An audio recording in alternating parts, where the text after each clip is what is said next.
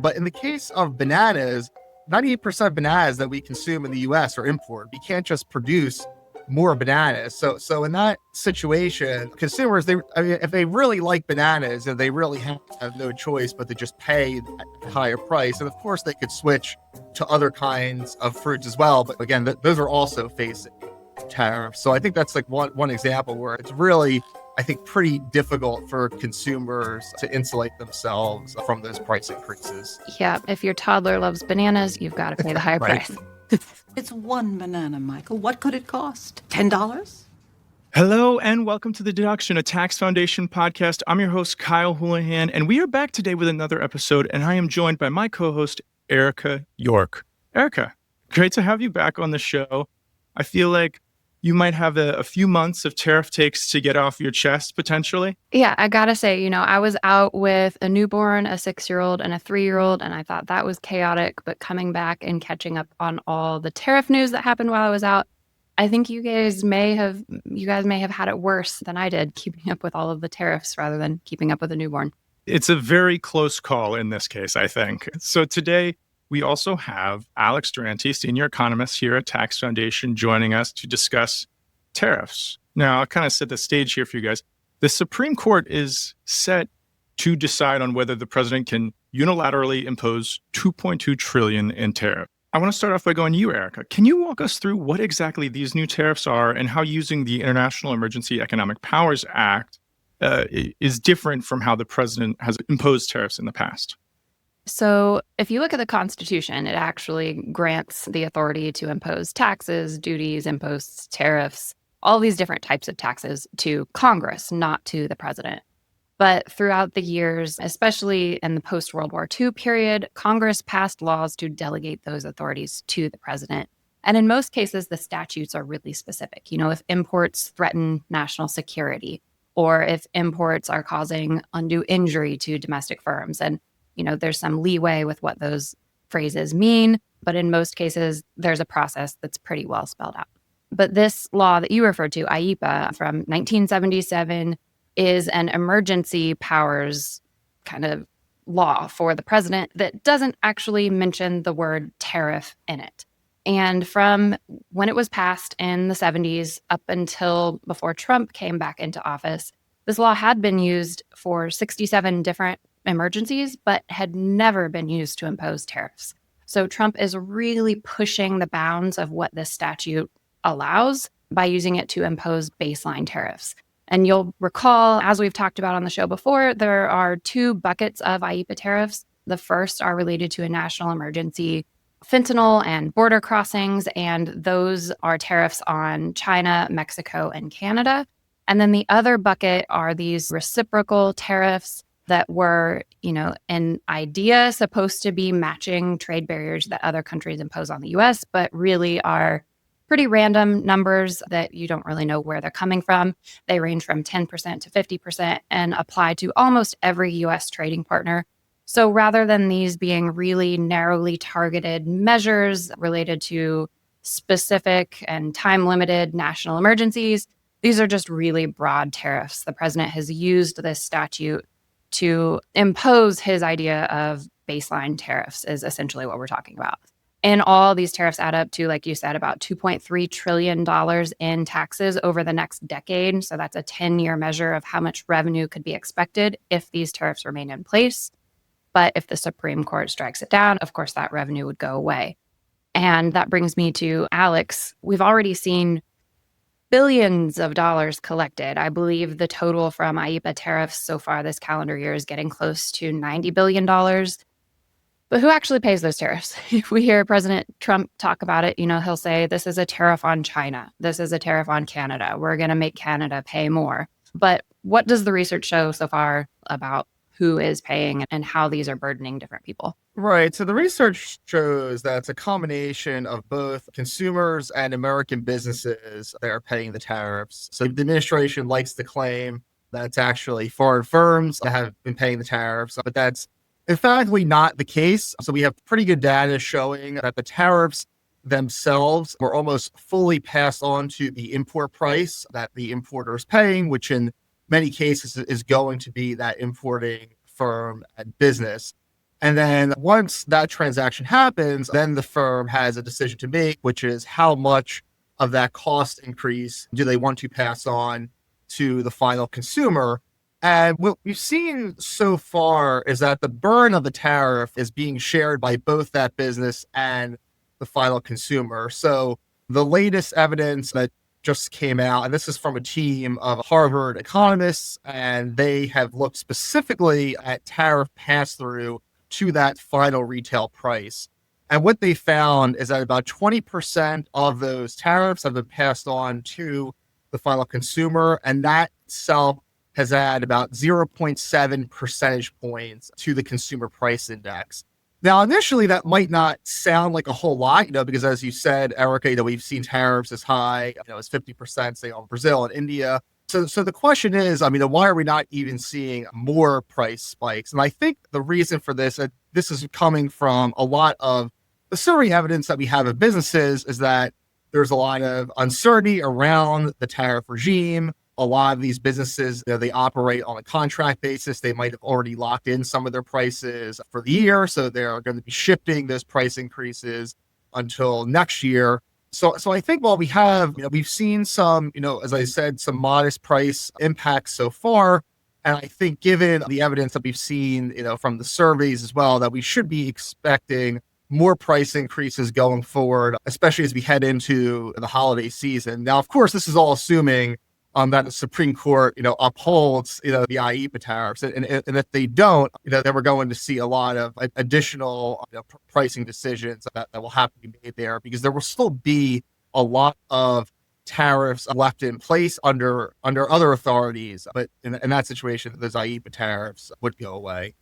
I saw a really interesting article this week on bananas. If you look at banana prices over like the past decade or so, they're really steady. But since April, banana prices have increased by more than 5%, which is because of the tariffs. So I think in addition to these differences over timing, like, are the tariffs going to be here? Are they not? Do we change our price or not? You also see a lot of variation in different products. Some of it depends on, can we get any of it from the United States?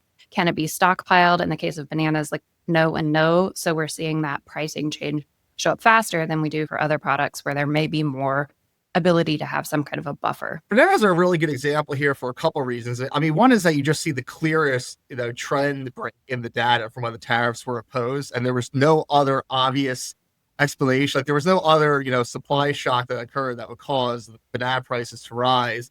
And I think the second reason it's a good example is that, if you're able to shift some of your production to the US, that does attenuate the price increases somewhat. Of course, it would not be as low as they would be if the tariffs weren't imposed. But in the case of bananas, 98% of bananas that we consume in the US are imported. We can't just produce more bananas. So in that situation, consumers, if they really like bananas, they really have no choice but to just pay that higher price. And of course, they could switch to other kinds of fruits as well. But again, those are also facing tariffs. So I think that's like one example where it's really, I think, pretty difficult for consumers to insulate themselves from those price increases. Yeah. If your toddler loves bananas, you've got to pay the higher Right. price. Exactly. And, I have a personal story about tariffs affecting my life that I saw very recently. I have a small obsession with Converse, and Converse is actually made better when you buy them from Japan. It's a different company that makes them. So if you buy Converse from Japan, it's a really high quality shoe. I bought them and it was like $130. And then it got delivered to me. And I then got an email being like, I had to pay $60 on top of that, which were in additional tariffs. I didn't know that. I had no idea, but I paid it.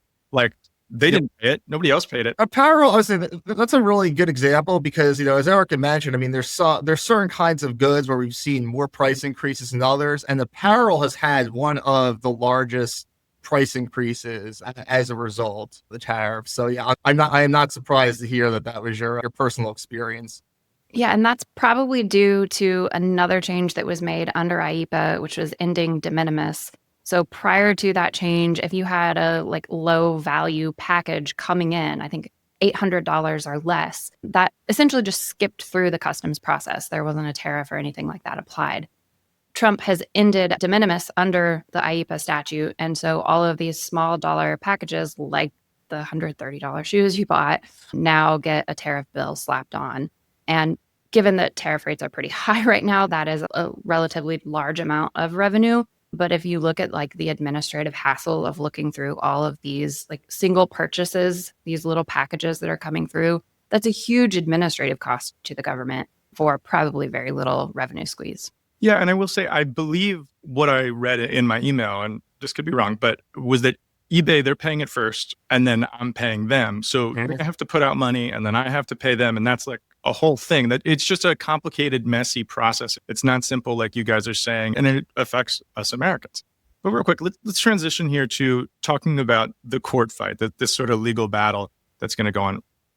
Alex, to you, what are the plaintiffs actually arguing, and what makes this case such a fundamental test for presidential authority under IEEPA? Right. Well, the plaintiffs are simply arguing that the IEEPA authorities do not grant the president the authority to impose tariffs this broad in scope. As Erica mentioned earlier, if you look at the statute, not only does it not use the word tariffs, but it doesn't use any other words that are sort of synonymous with tariffs, like duty or taxes. So it seems to be and actually the other thing I think is important to highlight here is that Congress around that time did pass certain statutes granting the president more executive authority to impose tariffs. So the question really is, if IEEPA was intended, and again, IEEPA came, in the late 70s. If it really was intended to give the president the authority to impose tariffs this broad, it would be sort of redundant with respect to the other powers they gave president. And if you look, actually, Erica mentioned that, IEEPA had been used many times throughout the past several decades. If you look at the cases, where it was used and how it was used, it was mostly related to freezing assets of foreign adversaries. In fact, it was first applied by Jimmy Carter during the Iran hostage crisis, specifically to freeze Iranian assets. So this is a very narrow, different circumstance from imposing tariffs, that were this broad in scope. And I think the government is going to have a really difficult time arguing that it was the intention of Congress when they passed these, emergency powers to give the president authorities that were that broad. And I think another issue that some of the arguments have brought up are that, this has to be related to a national emergency. And I forget the exact language, but in the statute, it's a time sensitive thing. It's like something that pops up and will end because of the actions that you take. One of these national emergencies is that the U.S. is running a trade deficit, but the U.S. has been running a trade deficit for more than my entire lifetime. So that's not some new emergency that just popped up that needs to be addressed. This is a longstanding issue. So even if you ignore the part about tariffs, just the national emergencies that have been declared. And that argument, I think, becomes even harder for the government to defend, because under the reciprocal tariff regime, they're imposing tariffs on countries that we even have trade surpluses with. I think the government, in that sense, doesn't really have a leg to stand on. Yeah, and I wonder, especially, I think the president might not be helping his case with maybe raising tariffs because of a commercial, potentially, things like that. Certainly probably don't help his. Well, right. Just to give you that example, the first round of tariffs that came in February were specific, those were the tariffs on Canada, Mexico, and China. And those were allegedly supposed to address fentanyl coming through the border, as well as the immigration crisis and border crossing that we were experiencing earlier in the year.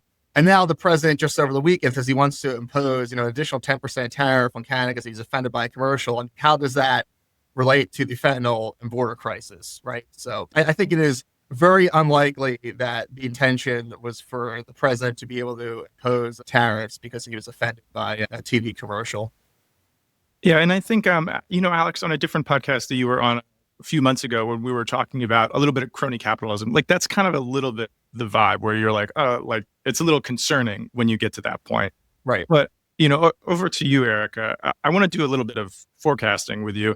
If the Supreme Court rules one way or another, how quickly might we see the real world effects for businesses and consumers? Yeah, so there's been a lot of speculation about, if the Supreme Court strikes these tariffs down, they could require refunds being paid to anyone who has paid an IEEPA tariff. So then it becomes a process question. Does the government make this a taxpayer-friendly refund situation, or do they make you jump through a lot of hoops? But, there is a world where importers who have paid tariffs get their money back. That raises questions too. Then what if those importers had raised their prices? Do they get some sort of windfall? Do prices come down after? There's all of these knock-on effects from refunds. There's also a question of how much does this really improve certainty for the economy? Because on the one hand, if the Supreme Court says, no, the president cannot use IEEPA to impose tariffs, all of this system we've built up of these reciprocal tariffs, of these fentanyl tariffs comes crashing down. But it doesn't mean the threat of higher tariffs has gone away. It probably means the president is going to try to impose them through other channels or try to get Congress to do something on tariffs. So we're not really in a world of a better trade outlook. We're just in a world of, okay, this channel has gone away. We're maybe getting refunds of this, 89 billion or so that has been paid in, but we don't really know what's happening next. And just to follow up on that, thinking about what comes after, IEEPA, if the tariffs are struck down. Well, there's currently 12 ongoing Section 232 investigations. The Section 232 authority gives the president the ability to impose tariffs in the interest of national security, and those are product-focused tariffs. So the latest ones that have been announced were furniture tariffs. There's ones on medium and heavy trucks that are going to be coming November 1st. And then throughout the year, we had Section 232 tariffs imposed on autos, steel and aluminum, and certain derivatives of copper. So there's still a lot of, investigations. There is, a strong likelihood that tariffs will be imposed on those products down the road. And then there's also the possibility that the president could use other authorities that he used during his first term. So this would be the Section 301 tariffs, which he used to target China's unfair and discriminatory trade practices. We could potentially see more of those down the road.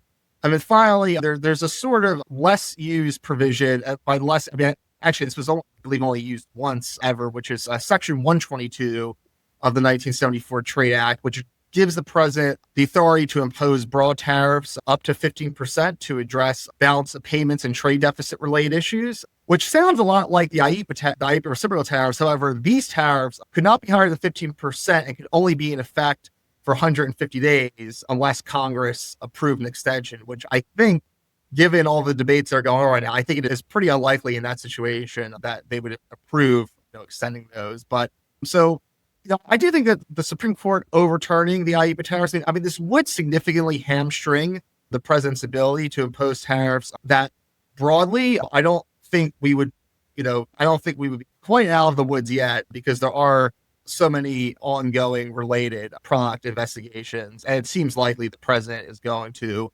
impose more tariffs on those goods down the road. And those authorities can be abused too. Like if you look at the Section 232 steel and aluminum tariffs, okay, so like primary steel, we need to have that for national security reasons, even though the Department of Defense has kind of said, no, we've got what we need. Well, if you look at what has happened with Section 232 tariffs, there's been an inclusion process, and the tariffs have been applied to derivatives, and companies can ask the government to expand it further to apply to more derivative products. So now we're in a spot where instead of just applying to like the metals themselves, steel and aluminum, the national security steel and aluminum tariffs apply to the aluminum content of tennis rackets and of canoes and of baseball bats, which is so far removed from national security. So it just shows like it can be abused. It can mushroom beyond just, what you might think is, laid out in the statute. So like Alex said, we're not really out of the woods here. Yeah, and I'm just wondering, and if you guys don't want to go on the record for this, that's totally fine. I just wonder if either of you have any idea, like, based on what you guys know, like which way the court would be leaning, or there's just no way to know? Like, is it just all up in the air? What do you guys think? I'll say I've been watching betting markets. More people think that the tariffs will be struck down than upheld, but who knows? There's just as many people arguing like, well, maybe the court will rule in favor of this, even though that would kind of be contradictory to other rulings recently on presidential authority, like regarding student loan forgiveness and that sort of thing. So I don't have a good sense. If you actually look at the U.S. Court of Appeals decision, which was a 7-4 decision against the government, the 7 that were in the majority were comprised of judges that had been appointed by both Republican and Democratic administrations. However, for the 4 that dissented and that agreed with the government's argument, there were 2 democratically appointed justices and 2 Republican appointed judges. So meaning that it's, you really, I think it's really hard to say either way, which way it goes. I mean, I do think we have seen instances with at least a couple of justices on the Supreme Court. They have been willing to rule against the president and limit some of his authorities. So I am personally somewhat optimistic that the IEEPA tariffs will be, overturned, but I think it is, as we said, it's hard to say without any kind of absolute certainty. Have you placed any bets on it, Alex? No, we're Put some money down. Yeah. That's a little too far. Yeah, my election betting days are in the past for me. My fiance, I'll just say my fiance would not be happy with me. I'll say that. Fair enough. Yeah.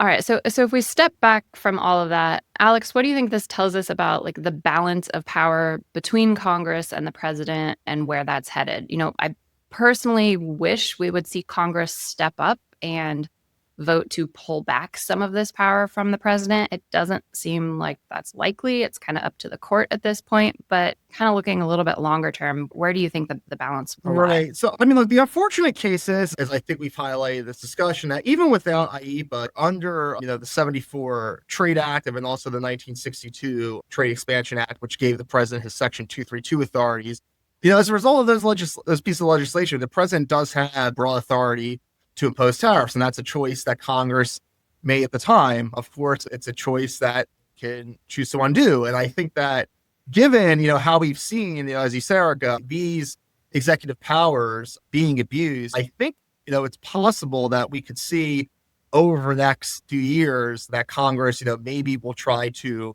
rescind or return some of that power to the legislative branch. Of course, it's also possible that when a new administration comes in, they try to use those trade powers to continue to do tariffs, in a more limited scope than what's happening now. And then we're potentially never really freed from the cycle that we're in. But I do think, though, the current circumstances that we've seen this year, I think does have certain legislators rethinking these powers. And there were a couple bills.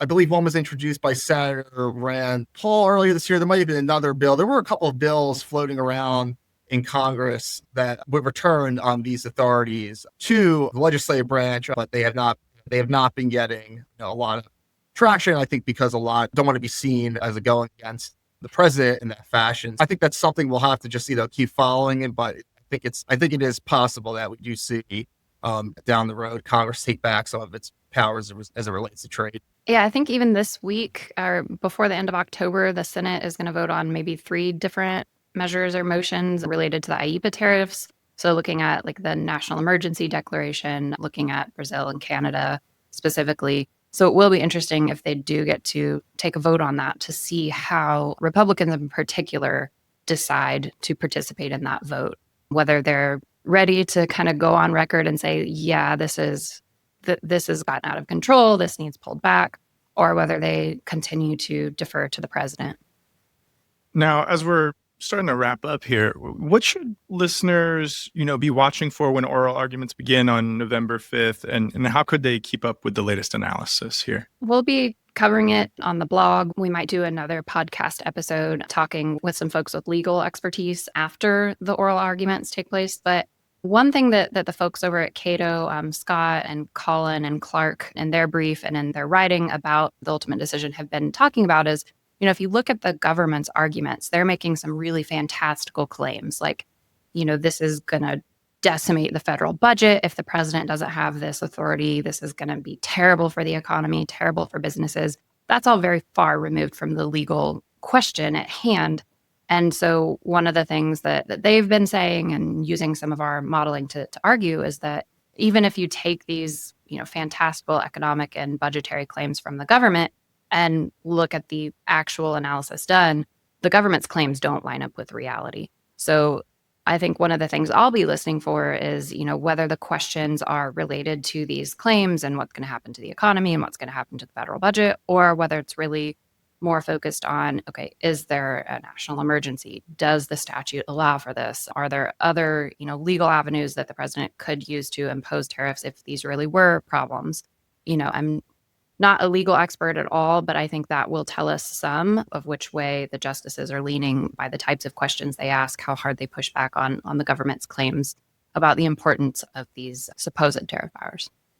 Yeah. And you know what? We have a wonderful resource on our website that all three of us work on regularly and are constantly updating.